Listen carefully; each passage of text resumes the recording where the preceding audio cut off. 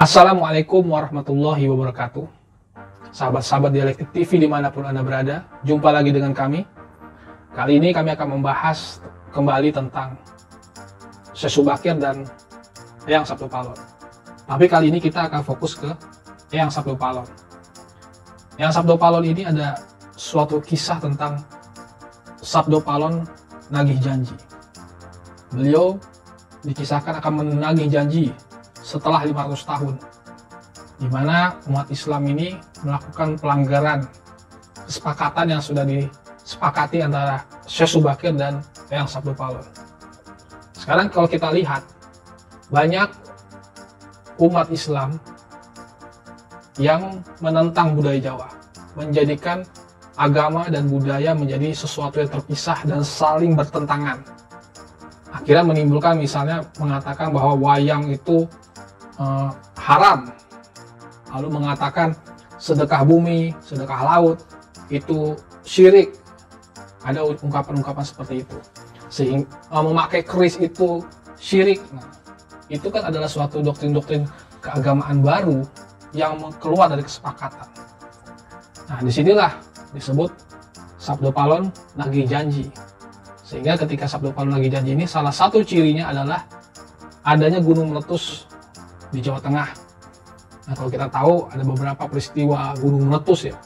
Ketika gunung itu meletus, maka akan terjadi namanya pagebluk atau munculnya wabah-wabah penyakit, di mana jin-jin yang ada di gunung itu akan turun ke tengah masyarakat, akan menyebarkan penyakit-penyakit, bahkan akan terjadi bencana alam di mana-mana. Itu sebagai bentuk Eyang Sabdo Palon nagih janji. Nah, ini ada beberapa kisah lah budayawan-budayawan Jawa yang justru melakukan aksi ya, atau kegiatan-kegiatan ritual seperti memberikan sesaji ke gunung untuk sebagai penghormatan, ke laut untuk mencegah bencana alam itu ya, sebagai budaya-budaya lainnya. Tapi yang terpenting adalah alam ini itu tergantung dari bagaimana diri kita sebagai jagat kecil ini. Jadi alam semesta ini sebagai jagat gede, kita ini sebagai jagat kecil.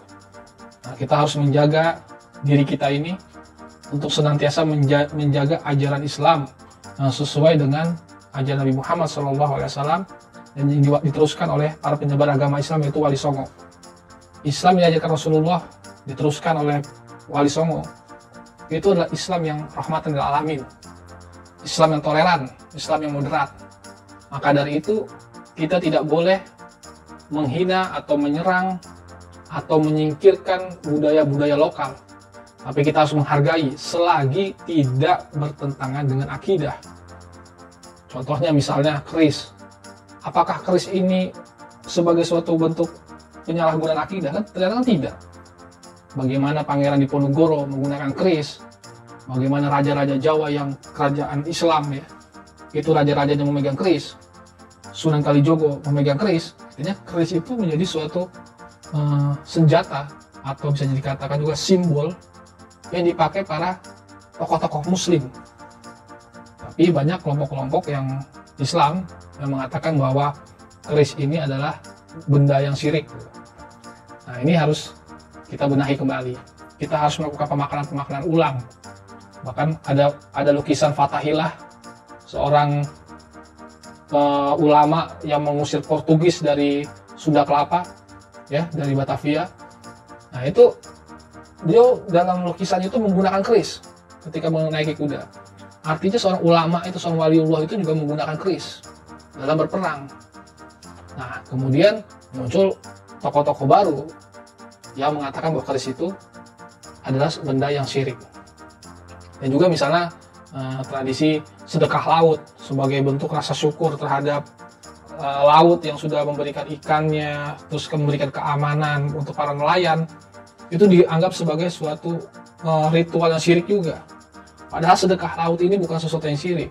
Nabi Sulaiman alaihissalam itu pernah bersedekah untuk ikan-ikan, pernah bersedekah, maka dikumpulkan manusia, binatang, jin. Lalu ada satu ekor ikan yang keluar memakan makanan-makanan itu sekali makan. Itu menunjukkan bahwa apa? Sedekah itu, makanan itu diperbolehkan, bahkan dengan jin sekalipun. Bahkan ada namanya Syekh Sohibul Mirbat, seorang orang ulama ya, yang keturunan-keturunannya itu adalah para wali songo penyebar agama Islam, para habaib. Syekh Sohibul Mirbat itu, beliau sedekah untuk 100 keluarga jin. Jadi keluarga, jadi bukan 100 jin, tapi 100 keluarga. Bisa jadi satu keluarga itu banyak anggota keluarganya, itu disedekahkan. Artinya apa? Boleh melakukan itu, sekalipun itu makhluk halus misalnya. Tapi kan kalau kita sedekah laut, yang tujuannya bukan untuk sedekah kepada jin itu, tapi untuk ikan-ikan segala macamnya. Nah, ini sebagai bentuk rasa syukur kita terhadap laut. Begitu juga sedekah bumi, babaritan segala macam. Itu harus menjadi tradisi-tradisi yang harus kita lestarikan. Jadi bukan harus dipertentangkan, tapi harus dilestarikan.